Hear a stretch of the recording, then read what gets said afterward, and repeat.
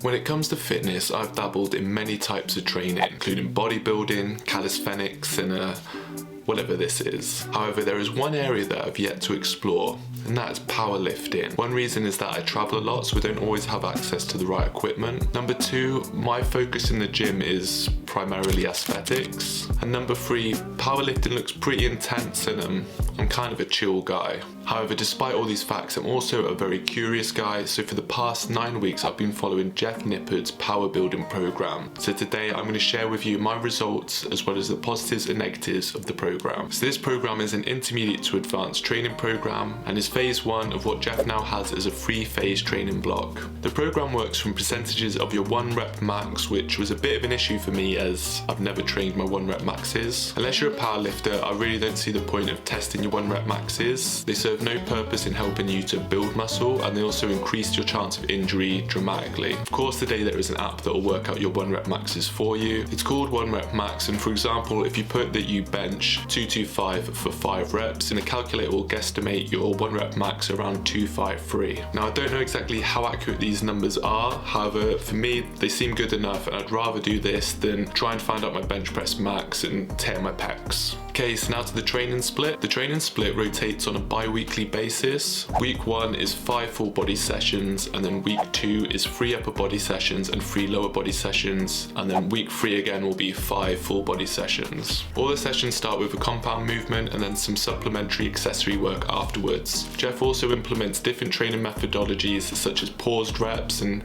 if you've never done paused reps before, I highly suggest you give them a go. Now on paper, this looks like a lot of working out, and it is. However, the upside to this is the sessions are really short, usually less than an hour. Each week, your percentages go up a little bit higher and the reps get a little bit lower. On week 11, you take a deload, and then on week 12, you retest your 1 rep maxes. Before I give my final result, week 9, I got the worst case of man flu and I was pretty much bedbound for like 2 weeks. Once I fully recovered, I continued the program from where I was, and my strength had taken such a dramatic hit, I decided to call it quits, so I'm giving my results from 9 weeks of the program. So I'll start with the deadlift, as this is the movement that's had the biggest impact on me during this training cycle. So before I started this program, I'd only deadlifted a handful of times. I pulled 160 like 5 years ago and then literally never deadlifted ever again. So for this training block, I decided to learn the sumo deadlift, which I've never done before, but I believe it's a lot more friendly on your lower back, and it's always fun to learn something new. Having never sumo deadlifted before, on week 9 I was pulling 145 for 2 reps, which is following the percentages and numbers on the program. So I believe if I hadn't got ill and continued following the program, by week 12 I'm pretty confident I would have got a new PR. So previously to this program, my best squat was 125 for 5, and on week 9 of this program, once again I was up to 120 for 2 reps.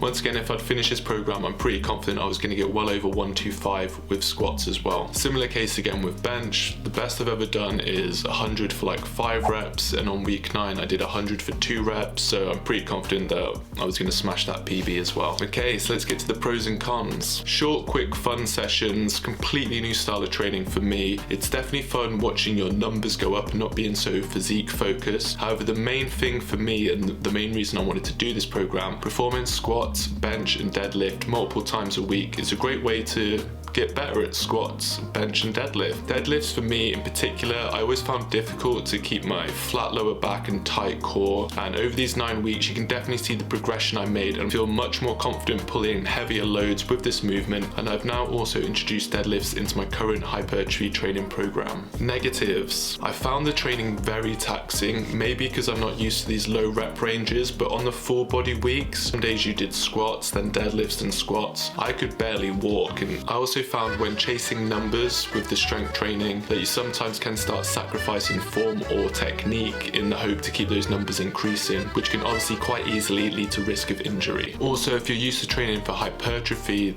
there's no pump. The greatest feeling you can get in a gym, or the most satisfying feeling you can get in the gym, is the pump. Overall, I really enjoyed the training program and I'll probably rerun it again next winter. I was really able to hone my technique on the big three, and now I've started my new hypertrophy training, I can implement these movements safely in higher rep ranges. If you're someone who's interested in getting stronger or working on the compound movements, I highly recommend checking this program out. However, if you're a little bit newer to training, you might benefit from running a strength 5x5 program. Anyway, that's going to be it for the video. If you have any more questions that I didn't answer about the program, drop them in the comments below, and I'll see you guys next time.